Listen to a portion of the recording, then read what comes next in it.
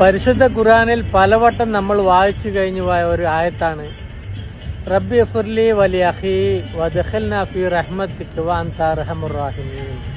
ഇത്രയും ചെറിയൊരു ആയത്തിൽ അതിൻ്റെ അർത്ഥം അറിഞ്ഞിട്ടുണ്ടെങ്കിൽ നിങ്ങൾ തീർച്ചയായിട്ടും 5 നേരത്തെ പ്രാർത്ഥനയിലും ഇത് ഉൾപ്പെടുത്തും.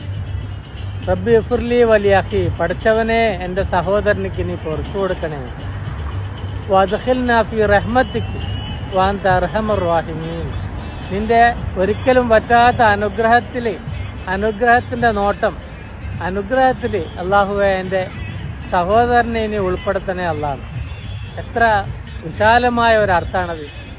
നമ്മൾ ആരെങ്കിലും നമ്മളെ ജ്യേഷ്ഠനിക്ക് വേണ്ടിയിട്ട്, അല്ലെങ്കിൽ നമ്മളെ അനുജനിക്ക് വേണ്ടിയിട്ട്, അല്ലെങ്കിൽ നമ്മളെ കൂടപ്പിറപ്പിന് വേണ്ടിയിട്ട്, അല്ലെങ്കിൽ നമ്മളെ പെങ്ങക്ക് വേണ്ടിയിട്ട് ഇങ്ങനെ പ്രാർത്ഥിച്ചിട്ടുണ്ടോ? പരിശുദ്ധ ഖുർആനാണ് പറയുന്നത് നിന്റെ സഹോദരനിക്ക് വേണ്ടിയിട്ട് അനുഗ്രഹത്തിന് തേടാനും പാപമോചനത്തിന് വേണ്ടി പ്രാർത്ഥിക്കാനും.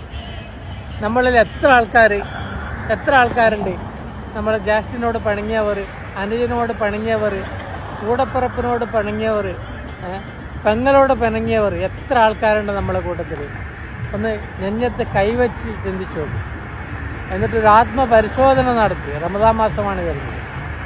തീർച്ചയായിട്ടും നിങ്ങളുടെ പ്രാർത്ഥനയിൽ റബ്ബി ഫുർലി വലി അഖി വദ്ഖിൽനാ ഫീ റഹ്മതിക വഅൻത അർഹമുർ റഹീമീൻ, ഈ വിശാലമായ മനസ്സോട് കൂടിയിട്ട്, എന്നുവെച്ചാൽ ഇടുങ്ങിയ ഒരു കുഷ്ഠരോഗിയുടെ മനസ്സാകാൻ പാടില്ല.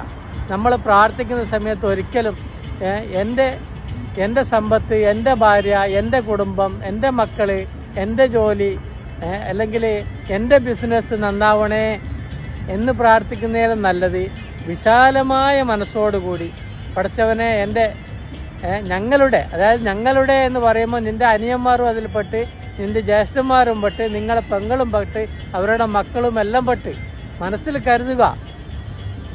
എന്നിട്ട് പ്രാർത്ഥിക്കുക അള്ളാഹുവിനോട്, പഠിച്ചവനെ ഞങ്ങളെ ഭാര്യമാരെ, ഞങ്ങളെ മക്കളെ, അല്ലെങ്കിൽ ഞങ്ങളെ ജോലിയിലെ, അല്ലെങ്കിൽ ഞങ്ങളെ ബിസിനസ്, ഞങ്ങളെ മക്കളെ നീ നന്നാക്കണേ അല്ല, അവരുടെ ദോഷം പുറത്തു കൊടുക്കണേ അല്ല, അവർക്ക് നിന്റെ കാരുണ്യത്തിന്റെ റഹ്മത്തിന്റെ വാതിൽ അവർക്ക് നീ 2 ലോകത്തും തുറന്നു കൊടുക്കണേ അല്ല എന്ന വിശാലമായ ഒരു ചെറിയൊരായത്താണത്.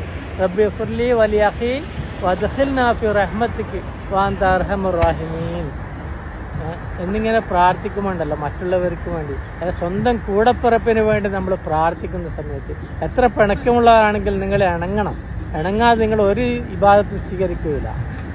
ഇണങ്ങിയിട്ട് നിങ്ങളിങ്ങനെ പ്രാർത്ഥിച്ചു നോക്ക്. നിങ്ങൾക്ക് വേണ്ടി, നിങ്ങളുടെ കാര്യം എത്രയും എളുപ്പമാകാൻ നിങ്ങളുടെ സഹോദരനിക്ക് വേണ്ടി, പെങ്ങൾക്ക് വേണ്ടി, കൂടപ്പിറപ്പിന് വേണ്ടി പരസ്പരം അങ്ങോട്ടും ഇങ്ങോട്ടും പ്രാർത്ഥിക്കുമ്പോൾ ഒരു മലക്ക് നിങ്ങൾക്ക് വേണ്ടി പ്രാർത്ഥിക്കുമെന്നാണ്. ഓക്കെ, ആരും മറന്നുപോകണ്ട. അസ്സലാമു അലൈക്കും വറഹ്മത്തുള്ളാഹി വബറകാതുഹു.